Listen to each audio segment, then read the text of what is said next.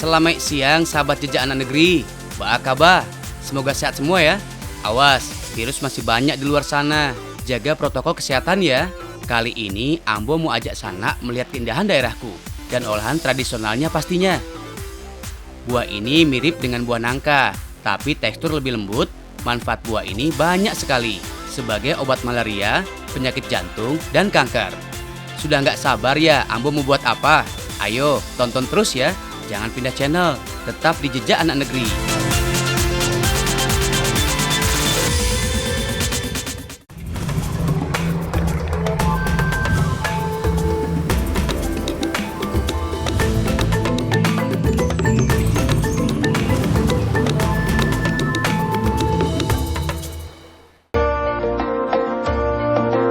Ada banyak tempat yang bisa kita datangi kalau berkunjung ke Sumatera Barat ini. Mulai tempat wisata alam, wisata sejarah, sampai wisata kuliner yang terkenal lama bana. Bagi masyarakat Sumatera dan Kalimantan, buah cempedak sudah menjadi hasil alam yang banyak tumbuh dan banyak dijadikan camilan buah segar saat sudah matang. Tapi ternyata tidak hanya itu.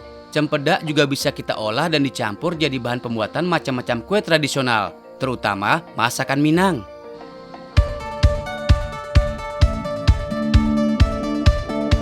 Pak John tidak perlu ragu, soal memanjat saya bisa diandalkan. Tidak mungkin anak Minang tidak bisa memanjat pohon. Apalagi kalau untuk urusan perut, pasti saya perjuangkan. Kata Pak John, kebanyakan cempedak itu tumbuh liar di hutan atau di kebun. Beda sedikit sama nangka yang masih kerabat cempedak yang banyak ditanam di pekarangan rumah. Cempedak ini memiliki pohon yang tinggi bisa mencapai 20 meter dan biasa tumbuh di hutan-hutan dataran rendah. Menurut Pak John, kalau kulit buah sudah agak-agak coklat, terus duri di permukaan buah sudah tidak terlalu tajam, artinya cempedak sudah masak. Tapi karena cempedak muda juga bisa diolah, jadi kita turunkan saja semuanya.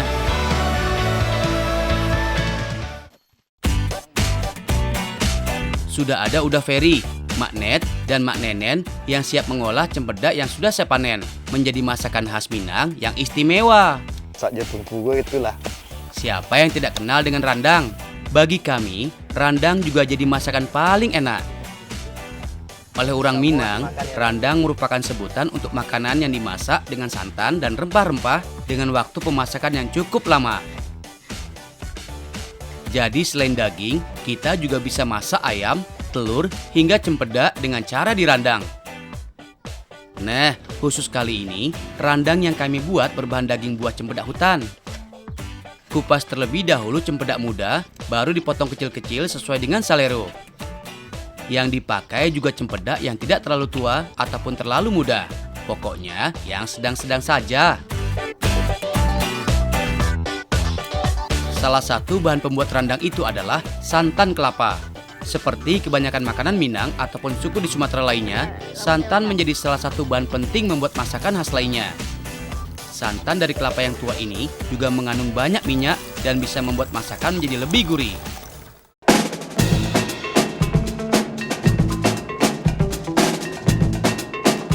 Apalagi randang itu adalah masakan kaya bumbu rempah. Lebih dari 11 jenis rempah menjadi bahan masakannya. Jadi wajar kalau randang itu rasanya enak sekali. Pertama, kita giling jahe dan kunyit sampai halus. Barulah ditambahkan bawang merah dan bawang putih. Semuanya dihaluskan. Sebagai penguat rasa, ketumbar dan buah pala juga ditambahkan. Nah, yang tidak kalah penting, kita juga tambahkan lado alias cabai merah. Makin banyak, makin sedap. Kalau daun jeruk, daun kunyit, serai, dan juga cengkeh tinggal dimasukkan semuanya.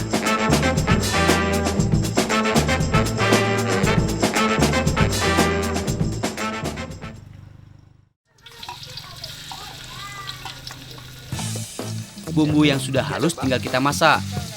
Pertama, minyak goreng dimasukkan ke wajan dan ditunggu sampai panas. Lanjut tumis semua bumbu sampai masak dan berwarna kekuningan. Aduk terus. Kalau sudah harum, baru santan kelapa dimasukkan. Nah, kalau masakan sudah mendidih, baru kita masukkan irisan cempedak muda.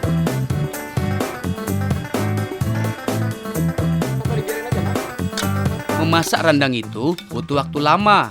Makin banyak bahan, ya makin lama masaknya. Bumbu harus meresap dengan cempedak dan minyak dari santan harus keluar. Kalau kuah randang sudah berkurang banyak dan bumbu sudah kental menjadi kecoklatan, itu artinya sudah jadi randang muda. Jika kita memasak jadi randang tuo, masakannya lebih lama sedikit sampai bumbu benar-benar kering dan berubah jadi kehitaman. Aku cobain dulu ya, Mak. Jangan masukin ke sana dulu. Kasihan si Kono. Ya, kan aku yang masak, Bang. Kasihan si Kono. Kau baru dicoba. Nah.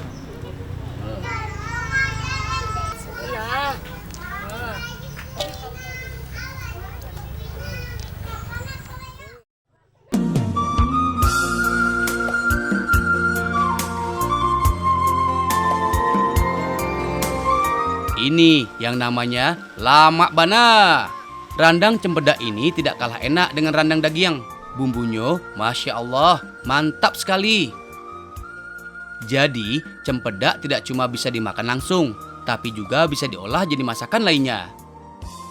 Syaratnya cuma satu, pandai-pandai memadupadankan bahan dan bumbu racikannya. Ternyata benar kan, kalau alam kita banyak memberikan manfaat yang beragam untuk kita semua.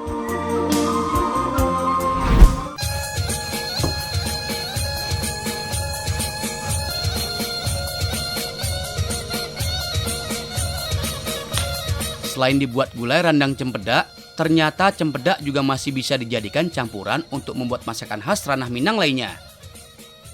Salah satunya lamang. Mak Net sudah siapkan semua bahan, jadi saya pas sekali datang kemari. Yang dijadikan bahan masakannya buah cempedak yang sudah masak. Kata Mak Net, lamang itu sebenarnya sudah menjadi masakan khas dari semua daerah di Indonesia, terutama orang Melayu di tanah Sumatera. Nah, orang Awak juga menjadi salah satu daerah yang banyak membuat lamang ini. Tapi berbeda dengan lamang umumnya, kali ini cempedak jadi bahan pembuatnya. Yang digunakan adalah daging cempedak yang sudah masak. Dari beberapa hasil penelitian yang pernah saya baca, cempedak itu mempunyai manfaat yang baik jika dikonsumsi dengan pas. Biar semakin bagus dan enak, kita juga butuh bahan tambahan yaitu santan dari kelapa yang sudah tua. Santan ini akan membuat lamang terasa gurih, sekaligus yang akan membuat beras menjadi masak. Kalau istilahnya, santan pengganti air untuk menanak berasnya. Oh iya, parutan yang Bu Net gunakan ini namanya kukuran. Orang Minang memang biasa memakai alat tradisional ini untuk mengukur atau memarut kelapa. Oh iya, biar semakin bagus, kita juga butuh bawang merah dan putih untuk menambah sedapnya masakan. Bawangnya cukup digiling kasar, soalnya yang akan diambil itu aroma bawangnya saja.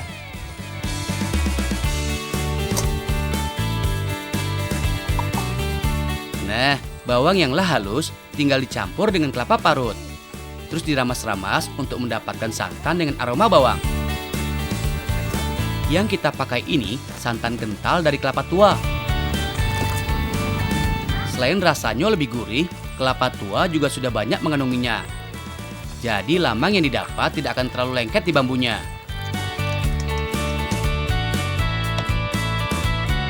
Tugas saya mengumpulkan buah cempedak rupanya belumlah selesai.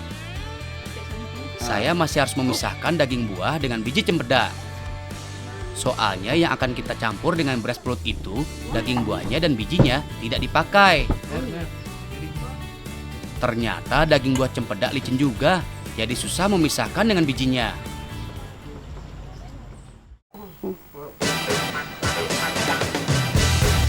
Kalau semua bahan sudah selesai, tinggal kita aduk-aduk sampai rata. Kata Mak Net, kami akan membuat dua jenis lamang, yaitu dari beras pelut merah dan putih, dari daging cempedak dibagi dua. Setengah untuk yang pelut putih dan sisanya untuk yang hitam. Aduk-aduk terus ya, Mak. Nah, kalau sudah bercampur semuanya, tinggal dimasukkan ke dalam batuang atau bambu. Jangan terlalu penuh, biar santannya nanti bisa masuk. Oh iya, batuang yang dipakai tidak terlalu tua ataupun muda. Kulit bambunya sudah dibuang agar tidak terlalu tebal, jadi lamangnya lebih cepat masak. Bagian dalam bambu juga sudah dibersihkan dan dilapisi daun pisang sebagai alas dan pembungkus lamangnya. Jadi kalau sudah masak, lamang tidak akan lengket di bambu.